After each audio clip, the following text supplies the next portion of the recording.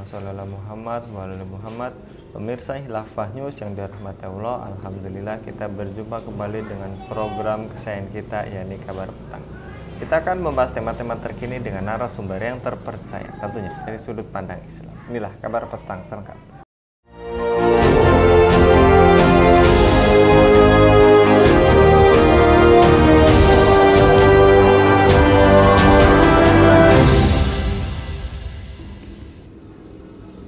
Menteri Luar Negeri Retno Marsudi mengatakan serangan yang dilakukan Israel ke Palestina dalam 6 hari saja sudah setara dengan Amerika Serikat lakukan kepada Afghanistan. Hal tersebut Retno sampaikan dalam rapat kerja dengan Komisi 1 DPR di Gedung DPR Senayan, Jakarta, Senin 27 November 2023. Dalam kurun waktu 6 hari saja, militer Israel mengklaim telah menjatuhkan 6.000 bom seberat 4.000 ton. Dan sebagai perbandingan, Amerika menjatuhkan jumlah yang hampir setara di Afghanistan dalam waktu 1 tahun, ujar Retno. Apakah opini dunia mulai berbalik menyerang Yahudi Zionis? Bagaimana peringatan Allah tentang kejahatan kaum Yahudi? Mengapa ada orang-orang di Indonesia yang membela entitas Yahudi? Untuk membahasnya, kami terhubung dengan Kiai Abu Zaid. Kita sapa terlebih dahulu. Assalamualaikum warahmatullahi wabarakatuh, Pak Kiai. Waalaikumsalam warahmatullahi wabarakatuh. Kabar baik, Pak Kiai? Alhamdulillah. Bung Anggi ya, apa Mas manggilnya? Apa aja, Ustaz, boleh, Pak Kiai. Ya ini Mas Anggi nih, gimana, sehat? Alhamdulillah sehat, Pak Kiai. Dan lagi-lagi kita membahas serangan Zionis penjajah di Gaza yang kata Menlu Retno sudah setara dengan Amerika yang menginvasi Afghanistan selama 1 tahun dan Israel hanya dalam kurun waktu 6 tahun. Apakah kini opini sebagian besar penduduk dunia, para jurnalis, termasuk juga media massa barat mulai berbalik menyerang Zionis Yahudi, Pak Kiai? Baik, pemirsa Kabar Petang yang berbahagia. Assalamualaikum warahmatullahi wabarakatuh. Kalau opini dunia ini saya kira harus dibedakan pada dua pihak ya. Jadi kalau masyarakat ya, seperti masyarakat Amerika, Eropa ya, kalau masyarakat di dunia Islam jelas ya, itu kebanyakan mendukung Palestina dari awal ya, dan makin hari bertambah besar ketika opini khususnya di sosial media itu begitu masif ya, menceritakan apa yang sesungguhnya terjadi di Palestina. Bahwa yang terjadi di Palestina itu di samping memang problem utamanya adalah penjajahan yang dilakukan oleh entitas penjajah Yahudi laknatullah alaihim, maka sekarang ini yang terjadi sejak kurang lebih hampir 2 bulan ini adalah genosida ya. Jadi pembersihan etnis atau pemusnahan manusia ini yang dilakukan oleh entitas penjajah Yahudi laknatullah alaihim. Jadi dengan terkuaknya informasi dari sosial media yang langsung disampaikan oleh para reporter juga ya, yang di Gaza khususnya, ataupun juga oleh pihak-pihak lain, ya secara pribadi memposting kebrutalan, kejahatan, kebengisan dan apa nggak layak dikatakan lagi ya, kejahatan entitas penjajah itu di Palestina yang targetnya memang adalah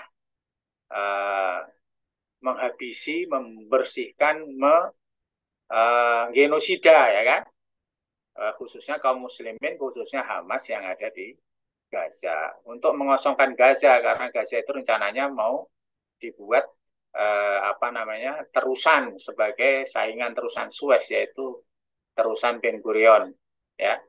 Jadi kalau pihak masyarakat dunia itu memang mayoritas saya lihat opininya itu mendukung Palestina karena mereka tahu persis kejahatan dan kebengisan ya, kebrutalan penjajah itu. Tapi kalau rejimnya seperti rejim Amerika ya, rejim Inggris, rejim Eropa secara umum kecuali Spanyol, saya kalau nggak salah ya beritanya, itu semuanya mendukung Israel, ya, mendukung penjajah, ya, sampai hari ini itu yang kita lihat, kecuali beberapa pemerintahan saja yang mulai mendukung Palestina. Jadi kita bisa melihat bahwa sebenarnya para penjajah tentu mendukung penjajah, karena kita tahu bahwa kelahiran penjajah, entitas penjajah di Palestina itu dibidani oleh Inggris dan dibesarkan serta diasuh oleh Amerika, ya, disupport oleh Amerika dan dilindungi oleh negara-negara para penguasa antek penjajah di Timur Tengah. Begitu mungkin, Mas Anggi. Baik, Kiai, walaupun lagi-lagi juga ada pernyataan Joe Biden yang juga kita ketahui pendukung Israel juga meminta maaf kepada korban, tapi hanya sekedar ucapan, dananya tapi terus mengalir ke Israel gitu ya, Pak Kiai. Dan pertanyaan berikutnya, juga ada praktik penjualan organ-organ tubuh manusia yang mereka ambil dari jenazah warga Palestina yang terbunuh, baik jasad korban yang meninggal karena perang ataupun tahanan yang meninggal di penjara-penjara Zionis. Inikah yang disebut sebagai self-defense ala Zionis, dan bagaimana tanggapan Pak Kiai? Baik ya, pemirsa yang berbahagia. Jadi sebenarnya begini ya, kita harus bisa memahami kondisi psikologis penguasa penjajah Yahudi itu ya, beserta rakyat yang mendukung penjajahan di Palestina. Sebenarnya mereka itu kan sangat ketakutan ya Mas Anggi. Jadi yang namanya penjajah Israel itu, mereka tahu persis bahwa mereka salah, mereka telah merampok tanah Palestina. Mereka datang sebagai pengungsi ketika mereka terusir dari Eropa karena ada apa namanya pembantaian apa yang dilakukan oleh Nazi dan seterusnya itu. Mereka mengungsi ke Palestina, diterima dengan baik, dengan lapang dada, disambut sebagai tamu oleh kaum muslimin di Palestina. Tapi kemudian mereka sedikit demi sedikit menjarah tanah Palestina, mengusir penduduknya, akhirnya berdirilah entitas penjajah itu tahun 48. Ya, dan mereka terus menindas, mengusir, membunuh, dan seterusnya, memperkosa, ya, membantai kampung demi kampung, akhirnya hampir semua wilayah Palestina mereka kuasai. Sekarang mungkin hanya tersisa Gaza dan tepi barat, ya, yang hanya berapa persen saja sisanya dari wilayah Palestina. Nah, oleh karena itu sungguhnya mereka tahu persis bahwa mereka itu adalah penjahat gitu loh. Ya, bahwa mereka itu telah melakukan kejahatan besar, bahwa mereka dibenci oleh seluruh dunia, ya kan? Bahwa mereka itu kaum yang tidak dikehendaki dimanapun mereka berada, itu mereka sadar betul gitu. Akhirnya mereka untuk menutupi kegelisahan, ketakutan, ya, stres, ya, bahkan depresi mereka membuat kebohongan-kebohongan. Dan itu memang karakter mereka, sebagaimana dalam Al-Quran sudah dijelaskan salah satu karakter bangsa Bani Israel itu yaitu, ya, jadi pembohong, ya, pengkhianat, pembohong, pembunuh para nabi, ya. Jadi sejak dulu begitu. Nah, oleh karena itu untuk menutupi apa namanya kesalahan mereka, mereka membuat kebohongan, kemudian melakukan tindakan-tindakan brutal yang tidak masuk akal ya oleh manusia yang sehat akalnya ya, membantai anak-anak kecil bahkan di dalam perut ibunya ya, membantai perempuan, mengebomi rumah sakit, mengebom tempat pengungsian, ambulans, reporter, wartawan, semuanya dibantai tidak terkecuali gitu ya. Nah, jadi ini sebenarnya secara psikologis mereka itu stres tingkat tinggi ya. Ya, tidak tahu lagi apa yang dilakukan karena akalnya udah nggak berfungsi. Makanya tadi ya udahlah, ada jenazah ya udah dimutilasi ya, diambil organnya, nanti bisa dijual segala macam. Bahkan mungkin sengaja dibunuh untuk diambil organnya ya. Ya kita tidak tahu namanya di penjara kan. Ya, sebagian besar orang yang dibebaskan dari Palestina, yang dibebaskan oleh penjajah itu kan kondisinya ada yang cacat ya, kalau ada yang ya sudah nggak berbentuk lagi ya secara fisik, sementara secara mental ada yang sudah tidak memiliki kesadaran, sudah linglung segala macam karena disiksa sedemikian rupa. Nah jadi kalau mereka mengatakan ini adalah tindakan bela diri, itu bela dirinya orang stres itu ya. Beda dirinya orang stres, orang yang sakit jiwa, kemudian ngawur melakukan semua tindakan yang mereka bisa lakukan karena mereka tidak bisa berbuat atau bersaing secara sehat dengan Hamas dan kaum muslimin di sana. kita tahu lah ya, misalnya tawanan-tawanan yang dibebaskan oleh Hamas atau oleh kelompok jihad yang lain dari kaum muslimin, mereka baik-baik saja kondisinya. Ya, sehat-sehat saja, secara fisik sehat, secara mental sehat, bahkan anjing yang dibawa pun sehat gitu loh. Nah, sementara umat Islam yang ditawan, yang di penjara-penjara Israel, ya Allah, ya. Nah, itu kan menunjukkan bahwa mereka itu sebenarnya sakit jiwa, ya, stres, sehingga tidak bisa melakukan tindakan yang benar karena pikirannya sudah kacau, ya. Dan menyebut itu sebagai tindakan bela diri, padahal itu adalah tindakan-tindakan yang di luar apa yang disebut oleh tindakan manusia, ya. Jadi itu sudah merupakan tindakan yang tidak manusiawi sama sekali, apalagi kalau ditinjau dari sudut pandang Islam. Mungkin begitu Mas Anggi. Ya. Baik, juga tadi Pak Kiai telah menyinggung apalagi dalam tinjauan Islam gitu. Dan bagaimana peringatan Allah dalam Al-Qur'an terkait tentang kejahatan kaum Yahudi ini, Pak Kiai? Ya, kalau dalam Al-Quran itu sebenarnya memang sudah ditegaskan ya di dalam Al-Quran, surat Al-Isra khususnya, nanti kita bisa baca ya, mulai dari ayat yang keempat, lima, enam, dan tujuh, bahwa Bani Israel itu akan melakukan kejahatan 2 kali. Dan mereka pun akan dihukum 2 kali gitu ya. Nah, hukuman pertama ini kalau para mufasir yang klasik gitu ya, itu menafsirkan bahwa itu kejadiannya sebelum Islam. Misalnya mereka dihukum oleh Nebukadnezar dari Babilonia, mereka dihukum oleh Romawi gitu ya, Heraklius yang menguasai Palestina sebelumnya. Tapi sebenarnya eh, sebagian mufasir juga mengatakan itu tidak cocok kalau kejadiannya di masa lalu sebelum Islam. Karena apa namanya, sifat hamba ibadah lana itu adalah orang yang beriman. Sementara yang menghancurkan mereka, Nebukadnezar atau Romawi, itu bukan orang yang beriman. Ya. Sehingga lebih cocok sebenarnya mereka dihinakan pada saat oleh di awal Islam ya, oleh Rasulullah SAW di apa namanya di Madinah diusir, kemudian diusir juga dari Al-Quds, Baitul Maqdis oleh Khalifah Umar bin Khattab radhiyallahu anhu.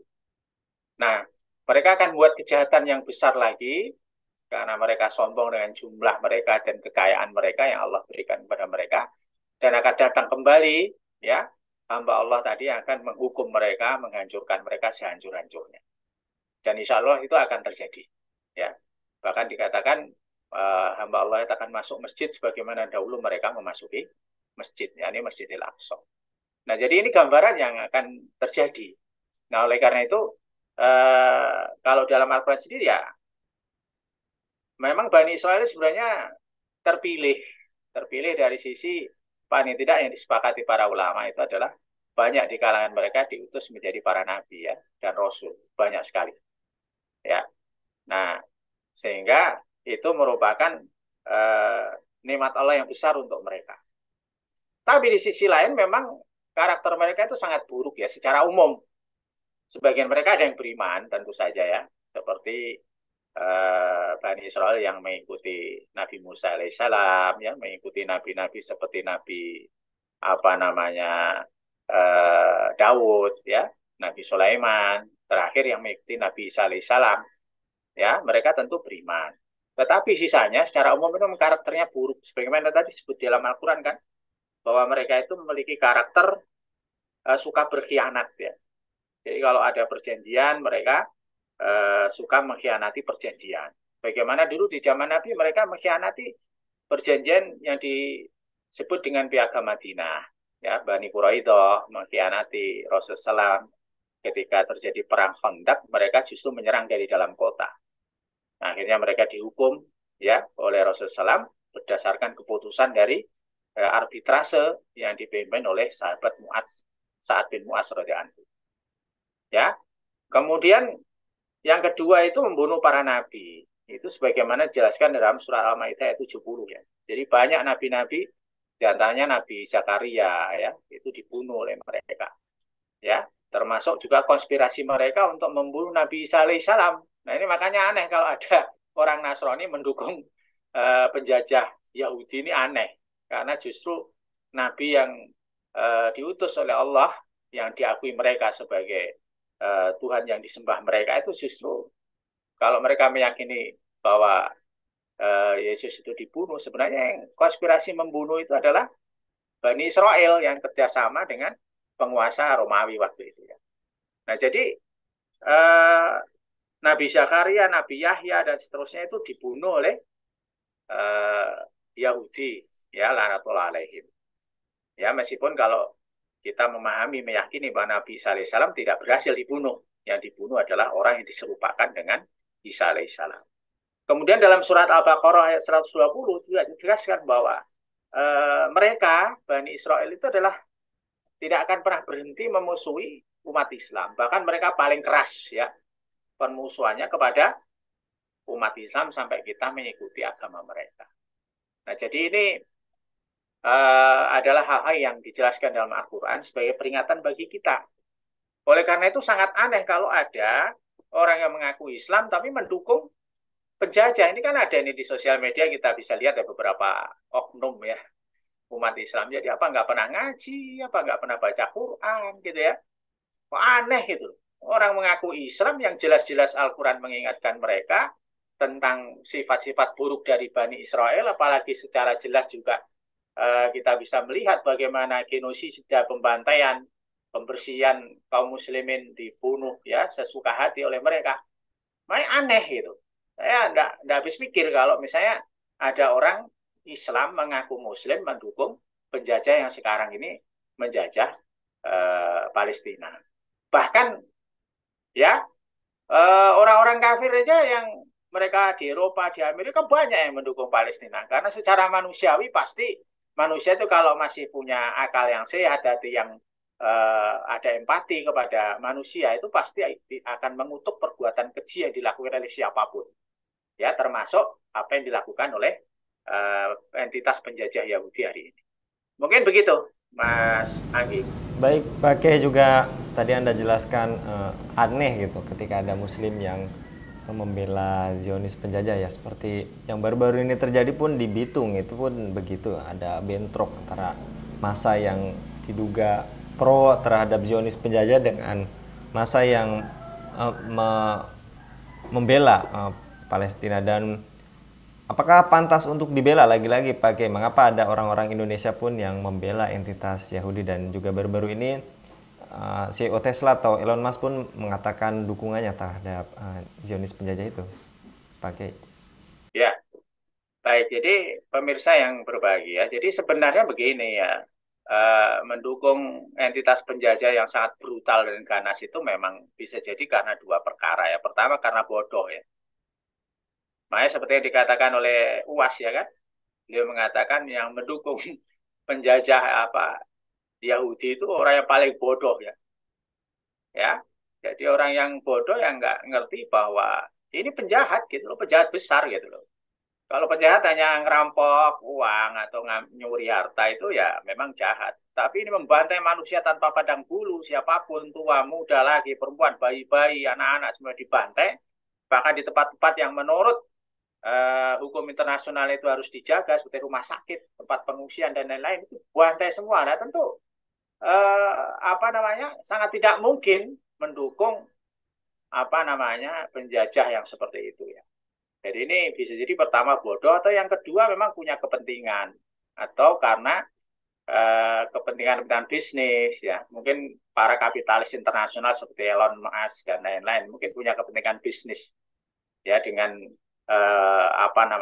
penjajah Yahudi itu, dan orang-orang Yahudi yang secara internasional memang katanya ya itu memiliki pengaruh yang besar dalam bisnis internasional ya, dan perusahaan-perusahaan multinasional yang kemudian kita serukan untuk diboikot itu ya, itu mungkin kepentingan bisnis itu barangkali kalau tokoh-tokoh semacam Elon Musk atau seperti pemilik Facebook ya, Instagram dan lain-lain ataupun TikTok yang kemudian malah kita tahulah ya mereka berpihak kepada penjajah yang sangat ganas itu dengan mengabaikan rasa kemanusiaan yang fitri pada diri mereka.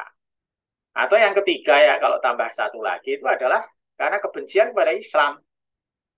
Ya kalau namanya orang sudah benci kan ya susah toh. Ya. Orang sudah benci itu meskipun benar ya tetap aja dia benci, ya kan? Meskipun korban tetap aja dibenci. Sementara kalau dia suka, ya Ya pokoknya kalau Islam itu ditindas dia seneng, ya Muslim jadi korban dia seneng, dia gembira, ya. Sementara kalau Islam itu menang, Islam itu apa seneng itu mereka susah. Nah, kalau ini ya memang penyakit yang nggak bisa diobati kecuali ya tobat itu ya berubah gitu ya. Jadi seperti kejadian misalnya di apa Sulawesi Utara kemarin kan aneh ya, secara logika kan nggak masuk akal, ya kan? Bagaimana di negeri ini yang secara resmi menurut Undang-Undang Dasar 45 itu anti penjajahan, sementara jelas-jelas entitas penjajah itu eksis di menjajah Palestina. Kemudian yang kedua itu juga ada aturan dari Kemenlu kan, ya aturan untuk tidak mengibarkan atau tidak boleh mengibarkan bendera penjajah Yahudi itu ataupun menyanyikan lagu kebangsaan mereka di seluruh wilayah Indonesia. Jadi sebenarnya ini jelas-jelas melanggar hukum, kemudian ormas itu kemudian menyerang. Nah itu kan kalau menurut saya itu karena kebencian itu ya. Jadi karena kebencian melihat umat Islam apa namanya semangat mendukung Palestina, mereka sakit hati dan kemudian menyerang bahkan sampai ada korban jiwa dan seterusnya. Nah ini kalau menurut saya begitu ya. Jadi pertama karena memang bodoh yang mendukung penjajah yang sangat bengis dan brutal itu. Yang kedua karena ada kepentingan bisnis ya. Yang ketiga ya karena memang benci kepada Islam wal muslimin. Nah kalau sudah seperti itu kan ya repot gimana apa mau diluruskan kalau memang sudah jelas-jelas punya kepentingan. Kalau yang bodoh ini barangkali masih bisa diedukasi ya, diberikan informasi yang benar bahwa ini penjajahan ya, bukan kok tiba-tiba Hamas menyerang tanggal 7 kemarin itu bukan. Ya kalau Hamas menyerang itu kan seperti misalnya Pangeran Diponegoro tiba-tiba menyerang Belanda. Kalau beritanya begitu gimana? Ya kan? Pangeran Diponegoro tiba-tiba menyerang Belanda loh. Jadi akhirnya Pangeran Diponegoro yang disebut teroris kan begitu. Kalau frame yang dibangun seperti yang sekarang dibangun oleh penjajah di Palestina. Begitu mungkin Mas Anggi. Baik, Pak Kiai, dan terakhir bagaimana cara umat untuk membebaskan Palestina dari cengkraman agresor Yahudi? Sebenarnya begini ya. Jadi yang membebaskan Palestina pertama kali itu adalah Khalifah Umar bin Khattab radhiyallahu anhu dengan pasukan yang dipimpin oleh Abu Ubaidah al-Jarrah radhiyallahu anhu ya, panglima perangnya berhasil mengepung kota Al-Quds, kemudian apa namanya Uskup Safronius itu menyerah ya, kemudian menyerahkan kunci gerbang kota Al-Quds. Tapi disyaratkan harus langsung diterima oleh Khalifah kaum muslimin yaitu Umar bin Khattab. Akhirnya Umar bin Khattab radhiyallahu anhu melakukan perjalanan ke Palestina, ya beliau ke sana menerima langsung kunci kota Al-Quds dari Uskup Safronius. Kemudian ada perjanjian ditandatangani namanya perjanjian Umari. Ya, salah satu dari isinya adalah bahwa orang-orang Yahudi tidak boleh tinggal di Al-Quds ya, di Baitul Maqdis. Mereka boleh aja tinggal di Palestina wilayah lain, tapi tidak boleh di kota Al-Quds atau Baitul Maqdis ya. Nah, jadi yang membebaskan Palestina pertama adalah Khalifah Umar bin Khattab dalam sistem khilafah Khulafaur Rasyidin. Kemudian berikutnya ketika ada perang salib kurang lebih 2 abad, maka Palestina dijajah lagi oleh kekuatan pasukan salib. Siapa yang membebaskan? Adalah Panglima Besar Salahuddin Al-Ayyubi yang waktu itu berada di bawah kekhilafahan Abbasiyah ya. Nah, kemudian siapa yang menjaga dan melindungi Palestina sampai bisa dimasuki penjajah pada awal abad ke-20, yaitu khilafah juga, khilafah Utsmani, di mana bagian akhir khilafah Utsmani dipimpin oleh Khalifah Abdul Hamid Tsani. Beliau menolak tegas permintaan Theodor Herzl itu yang merupakan pendiri atau pemimpin Zionis internasional untuk minta tanah Palestina. Itu ditolak mentah-mentah ya oleh Khalifah Abdul Hamid.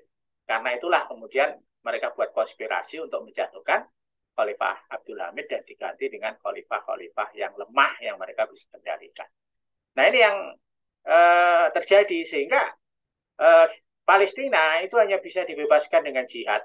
Karena apa? Karena yang persoalannya adalah persoalan penjajahan, persoalan pendudukan ya oleh entitas penjajah, dan mereka harus dilawan sampai habis. Ya harus dilenyapkan entitas itu, penjajah itu dari tanah Palestina. Dan ini hanya bisa dilakukan dengan jihad. Sebenarnya begini, negara entitas penjajah itu kan tidak kuat ya, lemah ya. Menghadapi Hamas yang istilahnya partai politik dengan milisi aja nggak bisa kok, ya kan? Nah, artinya kalau misalnya lah ya penguasa Saudi, Mesir, Yordania, kemudian Turki dan lain-lain itu tidak berkhianat kepada kaum muslimin, kepada Allah dan Rasulnya, maka mereka akan dengan mudah mengalahkan entitas penjajah itu ketika mereka mengirimkan tentara ke sana. Itu satu-satunya cara untuk menyelesaikan masalah Palestina. Tapi kalau mereka tetap tidak mau ya, berarti ini adalah tugas dari khalifah berikutnya yang insya Allah sebentar lagi ya Allah datangkan dengan khilafah Rasidah yang kedua, maka khalifah itulah yang akan kemudian memimpin jihad membebaskan Palestina. Dan memang di dalam hadis-hadis Nabi, nanti Syam termasuk Palestina itu salah satu pusat kekhilafahan. Bahkan di Al-Quds itu nanti ada khilafah di sana. Begitu insya Allah, Mas Anggi. Baik, jazakallah Pak Kiai untuk penyampaiannya pada kabar petang kali ini. Mudah-mudahan Pak Kiai senantiasa dilindungi oleh Allah Subhanahu wa taala dalam setiap aktivitasnya. Demikian pemirsa Khilafah News yang dirahmati Allah. Jangan lupa untuk subscribe, share, dan like sebanyak-banyaknya. Semoga menjadi amal kebaikan bagi kita semua di dunia dan di akhirat nanti. Saya Anggi Suwarnadi undur diri. Assalamualaikum warahmatullahi wabarakatuh.